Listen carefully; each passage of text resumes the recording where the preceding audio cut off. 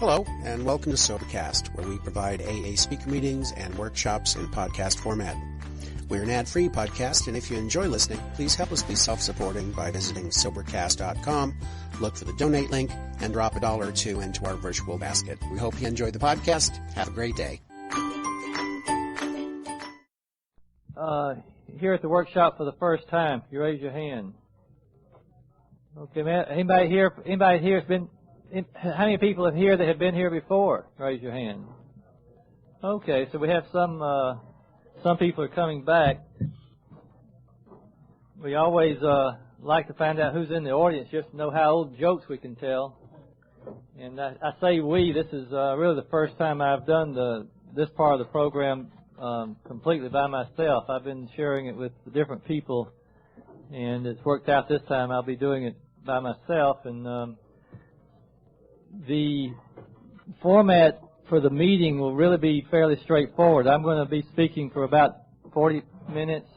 Then we're going to break up into small groups, and the purpose of the small groups is give everybody a chance to discuss some of the issues that are going on in your own life around this, and to hear other men talk about some of these same recovering issues. And I'm glad to see there's some people here that have come back, because I'm going to have to ask some of you to help facilitate some of the groups as we go along. I think the question always comes up, I've heard people ask me, well, why do we talk about this? Why do we keep talking about it? And this subject really has been on the schedule from the very first workshop. And it's, Doc Crandall used to always ask me to remember to mention to people that have to remember that under every skirt there's a slip, certainly a potential slip. And we those of us in the program for a few 24 hours know of a lot of people that end up relapsing over relationships, over their sexual behavior, and I think it's extremely important that we deal with these issues once we have found out how to stay sober, how to keep from drinking one day at a time. The other issues, the issues of living, the problems we see in day-to-day living become important to us. I'd like to just to also help form a basis of who our group is. How many here feel like they received good sex education from their parents when they were growing up? We have 2 hands here. 3, 4. Don't be bashful. We won't discriminate against you. 3. We have 3 hands in a group probably of about 50 to 75 men. There are usually 2 or 3 people here that somehow slipped up and had some type of sex education. How many people here, when you were sharing with your peers in the locker room, were honest with your sharing about your sexual behavior? Now we know you're lying if you raise your hand. How many people here had healthy role models for parents? Both. Okay, we have about a dozen hands in the room. I'm glad that there were some people out there like that. How many people here are in a ongoing committed relationship at the present time? How many people, put your hands down, how many people would like to be in an ongoing healthy relationship? I didn't put healthy in there before. Okay. How many people here have been divorced? Have divorced more than one time? Okay. How many people ever had sober sex before they got to the program? Sober sex. That means without drugs? Okay, there are some hands here, because those are all... the question from the audience was that solo or with a partner? And I meant it as with a partner. But Masters and Johnsons and Kinsey have taken a lot of studies about sexual behavior, and Kinsey showed that 99% of men masturbated and 1% lied. And but the ratio with women is 15% lie.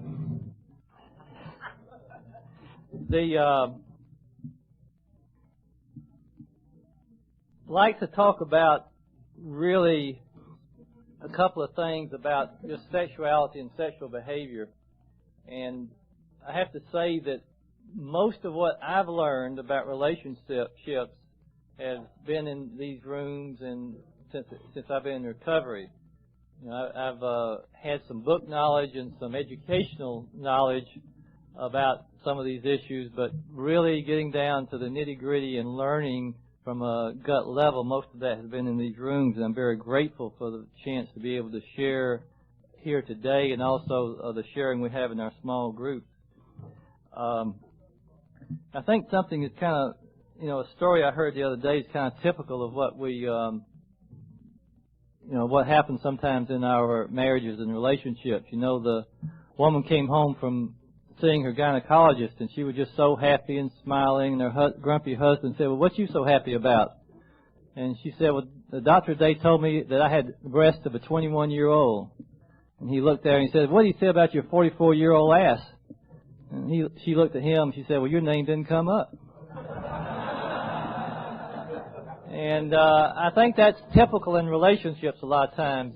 She's talking here and we're talking here, and we're not really communicating. And obviously this couple wasn't particularly interested in any positive communication anyway. I'd like to talk about I'm going to break my talk up into a couple of things. First, I'm going to share a little bit about what the program says, what the big book, and what we can learn. And these are things that you can take back and can share with other people. I'm going to talk a little bit about my own personal recovery and relationships, and a little bit about the tools and things that I'm using in my own relationship. The writers of the big book had a very good sense of humor.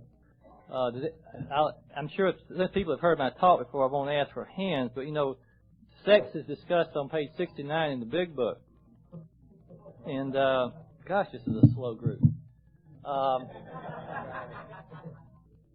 Explain to it, please.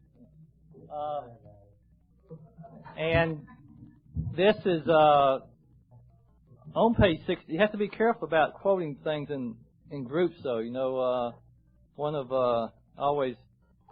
my friends told a young lady to look up on page 96 what the big book says. On page 96, this young lady went home and read this to find out how she's supposed to deal with this difficult sexual relationship. And on page 96 it says, "Do not be discouraged if your prospect does not respond at once. Search out another alcoholic and try again. You are sure to find someone desperate enough to accept with eagerness what you offer. To spend too much time on any one situation is to deny some other alcoholic an opportunity to live and be happy. Let him know you're available. He may be broke and homeless. If he is, you might try to help him about getting a job, of giving him a little financial assistance. Perhaps you will want to take the man to your home for a few days. Be sure to use discretion. You may be aiding in his destruction rather than his recovery." And on page 69, and we always quit reading how it works a little bit early. Sex is actually mentioned 20 times in chapter 5 after we quit reading. For those of you who haven't read much of the big book, you can start after how it works and start from there. Specifically, it's mentioned in steps 4 and 5. And on page 69, it talks about sex. Actually, we fudge a little bit, like in everything. It starts actually on the bottom of page 68. But on page 69, it says, "We do not want to be the arbitrator of anyone's sex conduct. We all have sex problems. We'd hardly be human if we didn't. What can we do about them?" And it talks about being honest and about taking the fourth step on this. This way we try to shape a sane and sound ideal of our future sex life. We ask God to mold our ideals and help us to live up to them. Whatever our ideal turns out to be, we must be willing to grow toward it. We treat sex as we would any other problem.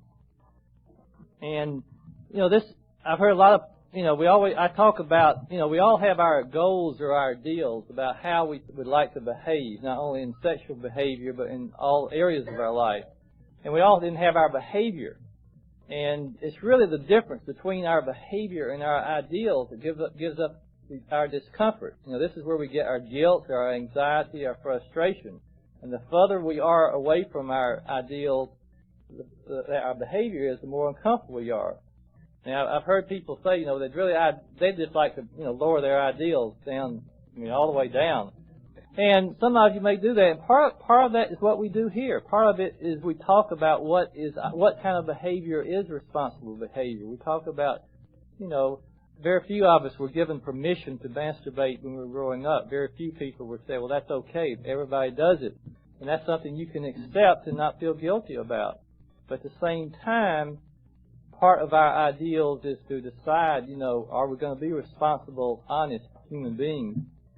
And this is, part of, that's really I think the most powerful thing we have going for telling us how to work our relationships are really the steps and the traditions. It's really possible to practice the principles of the steps in your relationship. It's possible to practice the principles of the tradition in your relationship. And specifically, a whole 45-minute talk I sometimes give is just on practicing the traditions in your relationship. And it's possible if you look at the principles of the tradition and see how they can apply to your relationship. And certainly, the first principle of the first step we know is honesty. If you're not practicing honesty in your relationship, then I wouldn't be surprised if you're uncomfortable with what's going on and if you have trouble communicating with the person in your life. One of the big issues that always here comes up, how long is it going to take my wife or my girlfriend to trust me? How long is it going to take her to trust my recovery? How long am I going to put up with this distrust? Usually, my answer to that usually is, well, when you have been trustworthy long enough for her to forget your behavior. A lot of our behavior, we were in blackouts and we don't even remember our behavior. But I bet you your wife remembers your behavior, or your girlfriend, or they were sober. And you have to always ask and a lot of us treat our alcohol and drugs as if it's a mistress for us anyway. And it has been a mistress. It's been a very seductive, ongoing love affair with our drugs and alcohol. And our significant other person has been the one left out, has been the one that has not been part of this relationship. So, I'd ask you, how long would it take you to trust your wife after she had an affair with somebody? 2 weeks? 2 months? 2 years? That's the depth of the distrust that a lot of our wives have toward our disease. And it's the depth of distrust, because a lot of us were unfaithful when we were drinking and using drugs. And that's just part of the picture. It's not just the dishonesty about the drinking. It's also the dishonesty about the affairs. It's the dishonesty about saying we're going to be somewhere or be home for a birthday party and then not being there, or coming home drunk, or saying, well, I won't drink so much tonight. And over this for years and years, and then we pick up our 30-day chip and we should be trusted. We should be trusted. And it doesn't work that way. It especially doesn't work that way the second time around, time you relapse once. It doesn't work that way very often. So I think for me, it's practicing these principles, in our steps, we talk about practicing these principles in all our affairs. And the hardest place it is usually to practice the principles of the program are at our home or in our relationships. One night I was sitting down here at the fire, must be about 10 years ago now, talking to a man that was having a lot of problems with his marriage, and his wife was giving him the cold shoulder literally and figuratively. And but he also was a traveling man, and whenever he was out on the road, he found it necessary to find a young woman that he could sleep with. And I finally, I'd heard this, off and on for about a year. I'd talked to him, and I finally looked at him, and I said, well, when are you going to start acting like a married man? If you want to be happily married, I suggest you act like a married man. And the problem for many of us is, well, how does a married man act? Clearly, most of us haven't had role models. They're certainly not good role models. And I think that's the things we can learn in these rooms. That's the thing you can come and say, well, now, you know, how does this sound to you? Does this sound right? And he came back a few years later and told me he'd been acting like a married man, and his relationship with his wife had 180 degrees. Now she was wanting to be sexual with him, and she was wanting to enjoy him and be with him. Where before, not, and it's based purely on his attitude and his behavior. And I can't guarantee that your wife or girlfriend or whatever will turn around because you begin to act in a responsible way. But I can guarantee if you're acting irresponsible, that's the kind of, you're not going to get much respect or trust. One of the things to look at as far as the program too is, you know, we say over and over in the program that if you want what we have, then this is what we did. If you have a sponsor that you're using for some of your relationship problems, and you're still having problems, you might look at what kind of relationship does your sponsor have. I'm not saying to change sponsors, but I am suggesting that if your sponsor is not in a good, positive, ongoing relationship, then maybe you need to find somebody else that can be your relationship sponsor. Maybe you can find somebody that has a good, stable marriage, and you can ask them, well, how are you doing it? What did you do? How's it working in your life? And so I think that it's important to look at where you're getting your advice in the program. For me, it was important to see a marriage counselor, and I think one of the contracts I have with my wife is we never make the last appointment for a marriage counselor. Right now, we're kind of on a 4-month schedule. We've been down as close to twice a week. But we never make the last appointment because that implies that we're always working on the relationship, that we have a recovering relationship, that it's not fixed, it's not set, that we always have some things to work with. Because for me to say that I can have a rational decision about an emotional issue with my wife is a contradiction in terms. If it's an emotional issue and we're both emotionally involved, then we both become irrational at times, especially if it's a real something that's really strong. And so it's really helped us to be able to sit down with a third person. And the third person shouldn't be your sponsor. It shouldn't be her sponsor. It needs to be a neutral person. It may be a minister. It may be could be a therapist, a marriage counselor. It needs to be somebody that feels neutral, that can help you communicate with your person. Talking about communications, I have to ask you to think about what kind of words do you use to describe the person in your life. And I over and over again use the word wife. If you're homosexual and you have a homosexual relationship, that's fine. Just substitute whatever word you use for your significant other person. In my life, it happens to be a woman and wife at this time. But think about what kind of words have you used to describe your significant other person in your life. You know, is she your old lady? Is she your battle axe? Do you call her by her body parts? You know, is she your pussy? You know, a bitch? What kind of words do you use? I'm not talking about to her face now. I mean, I'm not. Hope not. At least when you were sober. I'm talking about when you're down at the meeting and say, well, I've got to go home, you know, my old lady is going to be upset if I'm late. You know, what kind of words when you kind of when you're putting down your wife with the guys trying to look macho, you know, what kind of words are you using? I suggest that those words have a lot to do with how you treat her. Have a lot to do with how she treats you. If you want her to be your bride, then call her your bride. Call her your girlfriend. Think of something, the way, you know, your princess. Whatever, you know, what kind of woman do you want at your home when you go home from this workshop? You know, you want, you know, what, you want some, you know, just think to yourself and start to call her by, you know, and not necessarily to her face again, but just say, you know, I'm going home to my bride. It doesn't make a difference whether you've been married 1 week or 50 years. But if you think about it and use those words, you'll begin to treat her that way. If you treat her that way, it's very likely that she will respond to that. And words are very powerful, and that's why, you know, we come in this program, we start to share honestly around groups. It's very powerful. Earlier tonight in our cabin meeting, I had a man say, "I'm scared about being here." What a powerful statement for a man to say among men. And that is a true statement of a strong man, to be able to say that. I'm scared. I'm uncomfortable being here. And it's those words that heal us. It's those words that make us stronger. Noel said once here, I think, something that I always remember. Somebody asked me one time, well, how do we know when we're healed? How do we know when all this shit from the past is finally in the past? How do we know? We do these 4 steps and we do these 5 steps. We get up and talk.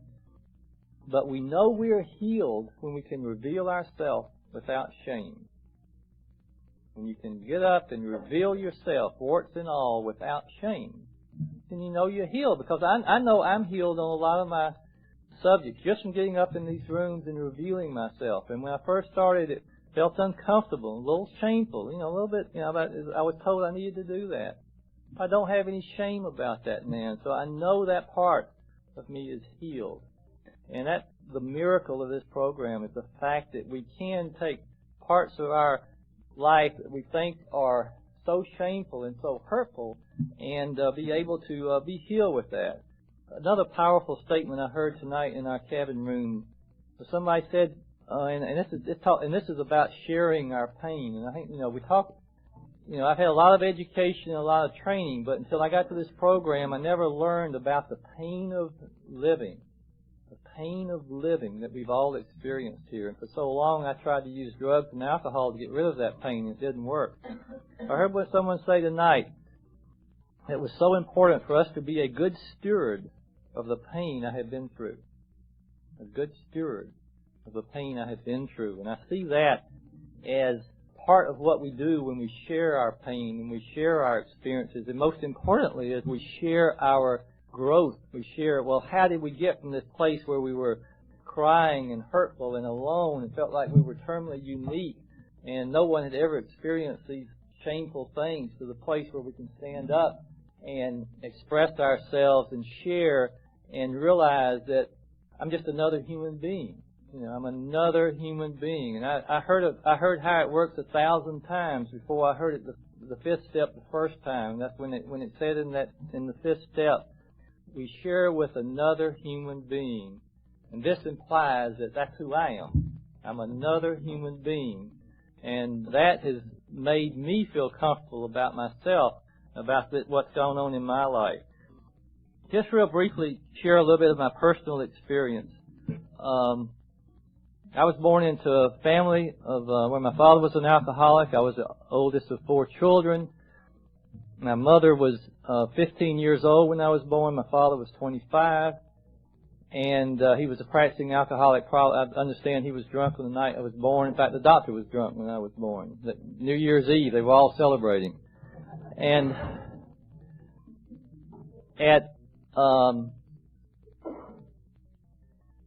just to take some highlights of that. And I think when I was 15 or 16 years old, I was seduced by a minister of music. And I went through a lot of shame and guilt about the question whether I was homosexual or whether I was, what was I? What did this mean? And it was really only after sharing here at some of these meetings about that I get to the place where I was comfortable with that. That I get, even though I'd seen lots of psychiatrists and a lot of other things and talked about, was when I was able to talk about with other men and feel comfortable with that the shame has gone away. As it turns out, I'm not homosexual. I really, except for that one short relationship, I have not been with a man. As Masters and Johnson are rather Kinsey quotes the statistic is anywhere from 35 to 50% of men have some type of homosexual relationship sometime in their life. And I ended up, though partly, I'm looking back on it, partly just to prove that I was okay. I think, I started, I think I ended up running toward the woman that I ended up marrying. It turned out she was an alcoholic and drug addict herself, so I thought she was just crazy. I still think she's crazy. She isn't still an alcoholic and drug addict.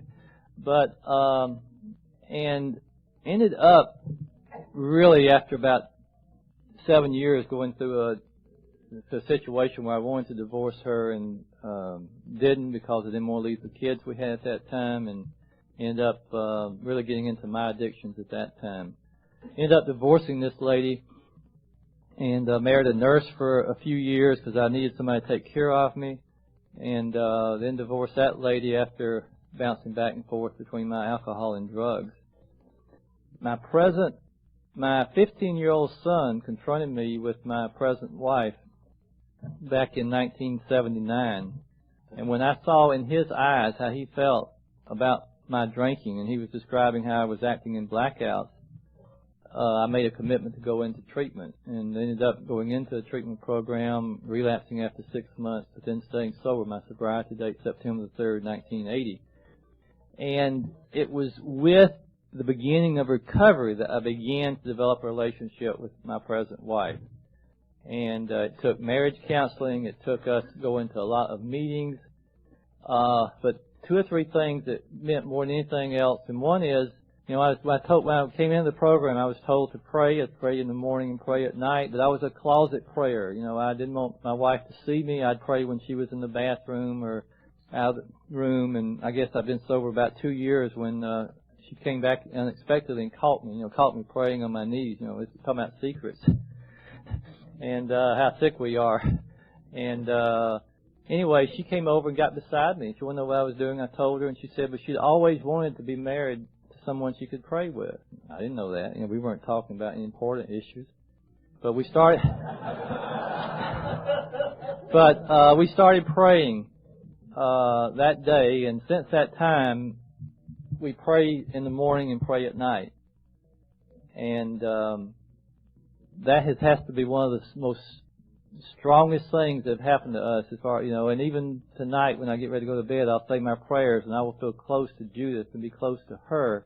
So this is something we have shared, and it's the prayers we have are semi-formal. In the morning we pray the Serenity Prayer, but put today after it. God grant me the serenity to accept the things I cannot change today, the courage to change the things I can today, and the wisdom to know the difference today. And thy will be done today, not mine.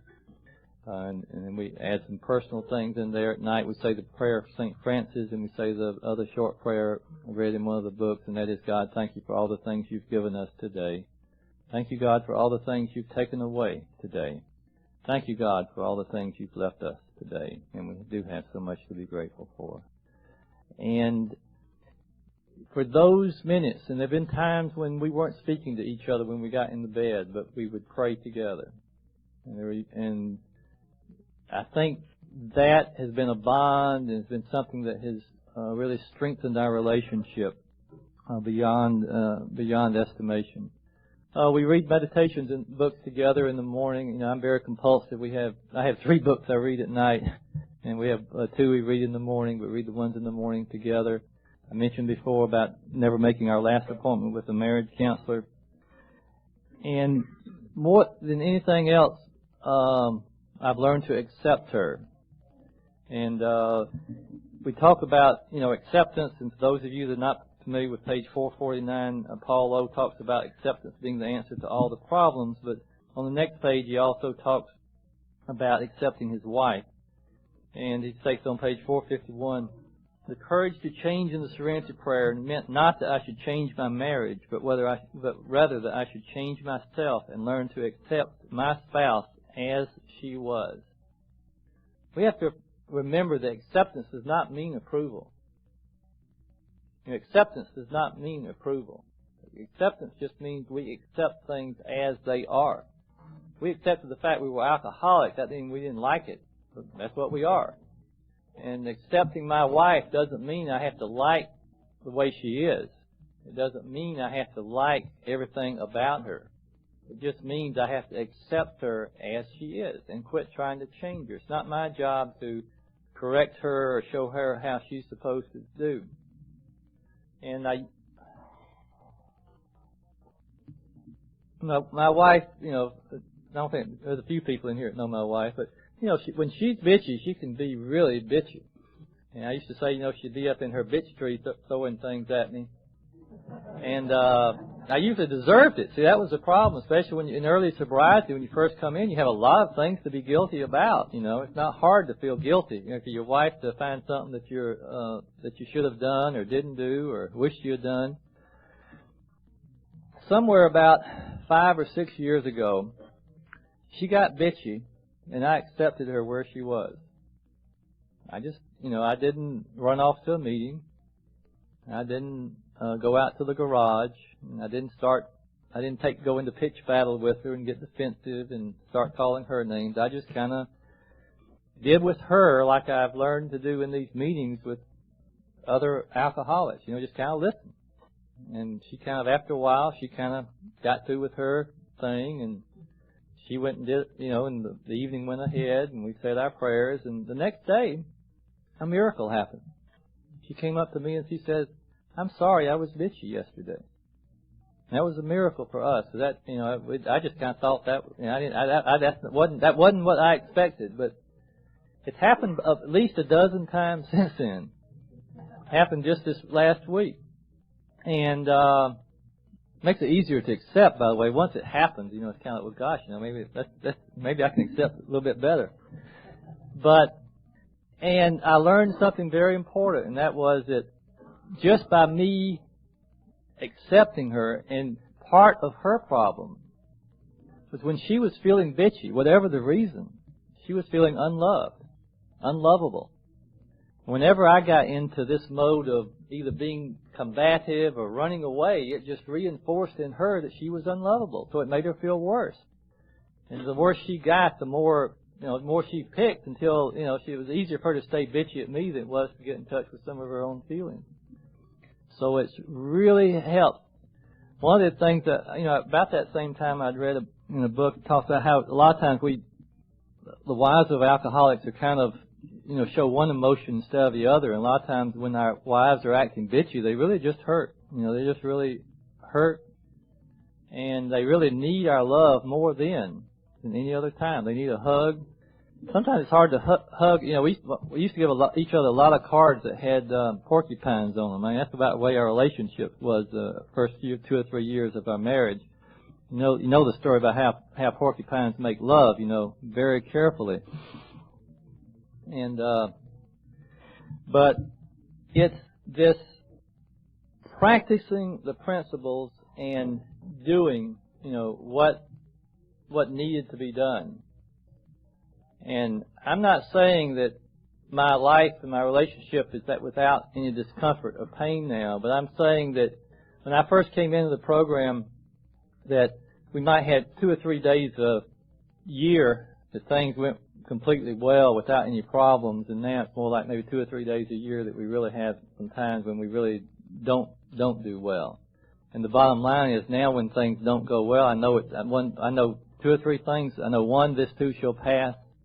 I know 3, that I love her and she loves me, and just because she's bitchy doesn't mean she doesn't love me either. See, that was a hook that I got hooked into. When she was bitchy, my mind would start saying, well, how could she treat me this way if she really loved me? How could she be this way? And all that did was build a wall between us. And it's that wall that separates us so much from the person we love, and all of you felt that wall where things would be going along just fine. All of a sudden, it feels like a brick hits your chest as she says something out of the blue. It doesn't make sense. You don't even know where. It's kind of like getting hit by a car that you didn't see coming. And then all of a sudden, it's that feeling like, well, I need to run away, and I don't belong here. I'm hurting. What's going on? What's this crazy woman talking about? And it brings up a lot of fear and anxiety from the past as far as what's going on.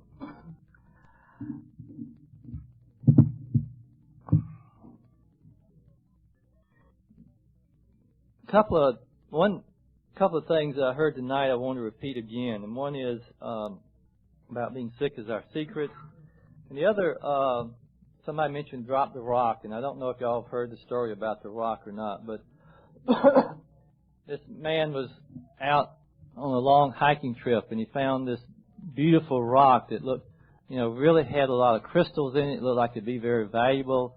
So he put it in his backpack and was carrying it back to his campsite, which he had to ford a river to get to the campsite. And crossing the river, he slipped and got washed out into the deep part of the river.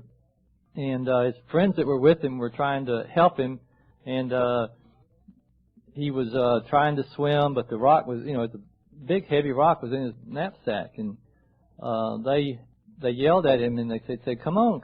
And he says, well, I can't make it. And they said, well, drop the rock. Drop the rock. Drop the rock. And he says, but it's my rock. That's what we do in the program so much. We don't get rid of our shit. We don't get rid of our problems. We don't get honest.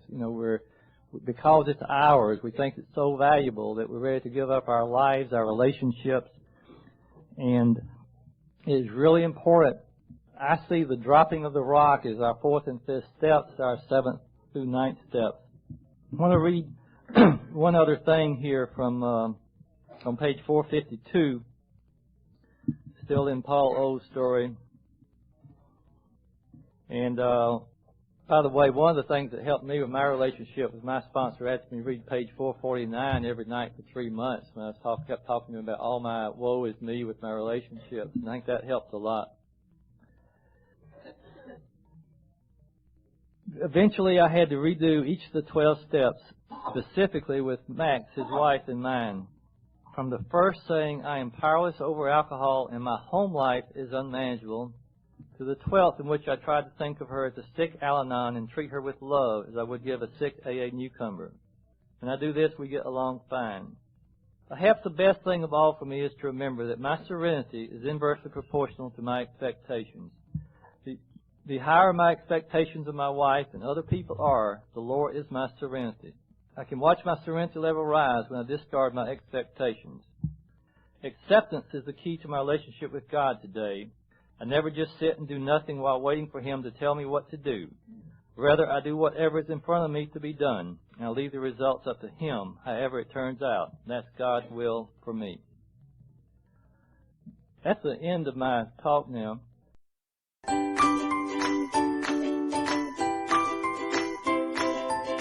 Thanks for listening. I hope you enjoyed the podcast. Sobercast is ad-free, and we'd like your help in order to keep it that way. So if you'd like to help us be self-supporting by pledging $1 or $2 a month, visit Sobercast.com and look for the donate links. Thank you very much.